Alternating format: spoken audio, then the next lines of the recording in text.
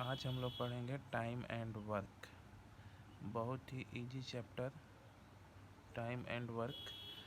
इसको कहते हैं समय और कार्य। टाइम एंड वर्क बहुत ही इजी चैप्टर है अलजेब्रा का।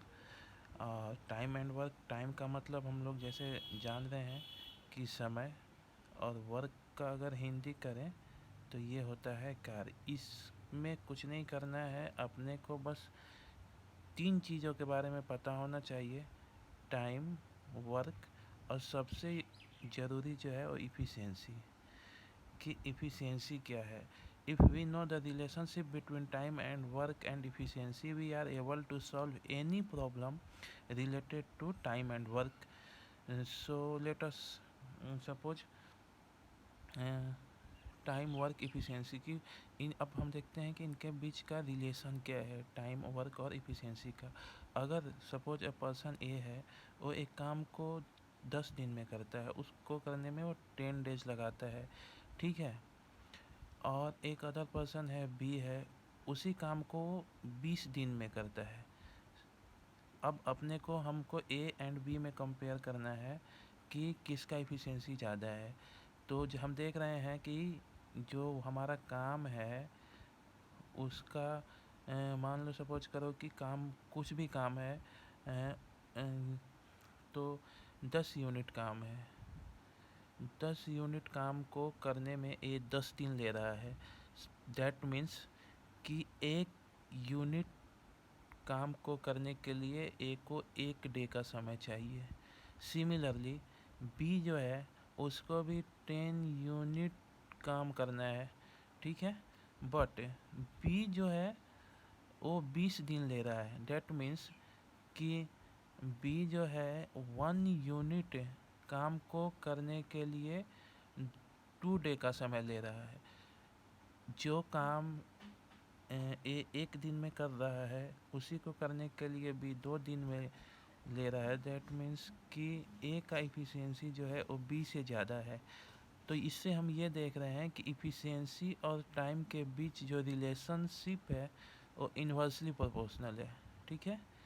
अगर टाइम ज़्यादा ले रहा है, ठीक है, तो इफ़िशियंसी, यहाँ इफ़िशियंसी लिख देते हैं, यहाँ टाइम लिख देते हैं।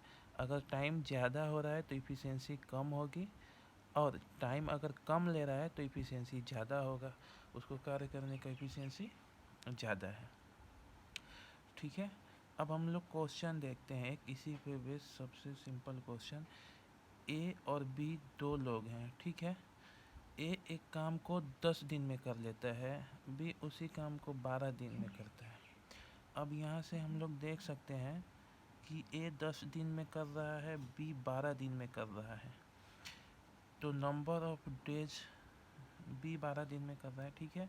इसका मतलब ये ए जो है समय कम ले रहा है, तो ए की इफ़िशियंसी ए की ज़्यादा होगी बी से, ठीक। कोई दिक्कत यहाँ तक?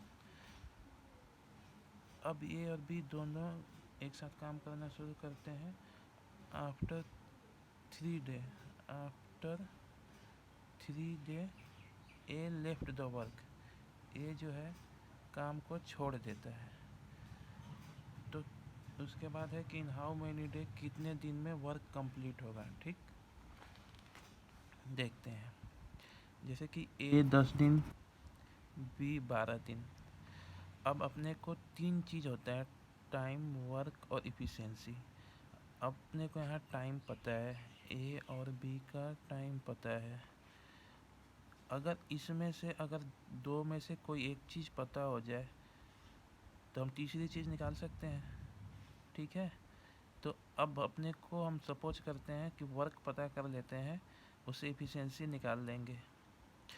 तो वर्क निकालने के लिए कुछ नहीं करना होता है। अब 10 ये जो दिया हुआ है इसका एलसीएम ले लेते हैं, 10 और 12 का एलसीएम ले लेते हैं। तो जो एलसीएम लेंगे तो 60 एलसीएम आएगा। तो जब ये क्या है, ये इतना यूनिट टोटल वर्क है, ठीक है। 60 यूनिट टोटल वर्क है। अब ना अपने को वर्क पता चल गया है और टाइम पता चल गया है। अब इफ़िशियंसी यहाँ से हम लोग कैलकुलेट कर सकते हैं कि ए की इफ़िशियंसी कितनी है, बी की इफ़िशियंसी कितनी है। तो 60 यूनिट वर्क टोटल है और टाइम जो है ए कितना ले रहा है 10।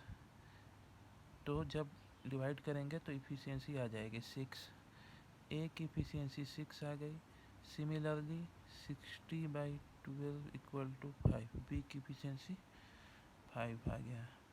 नाउ अब क्वेश्चन में अपने को कह रहा है कि ए और बी एक काम को 10 दिन 12 दिन में कर लेते हैं और दोनों एक साथ 3 दिन तक काम करते हैं। तो पहले दिन ए जो है 6 यूनिट इफ़िशियंसी से और बी जो है 5 यूनिट इफ़िशियंसी से काम करेगा। तो पहले दिन अगर दोनों का इफ़िशियंसी ऐड करें तो 11 यूनिट, 6 + 5।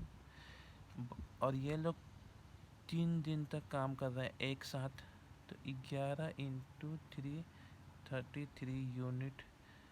इसका मतलब ये हुआ कि 3 दिन में 33 यूनिट वर्क कंप्लीट हो गया। ठीक है, अब अपने को रिमेनिंग वर्क जो है कितना यूनिट बच रहा है।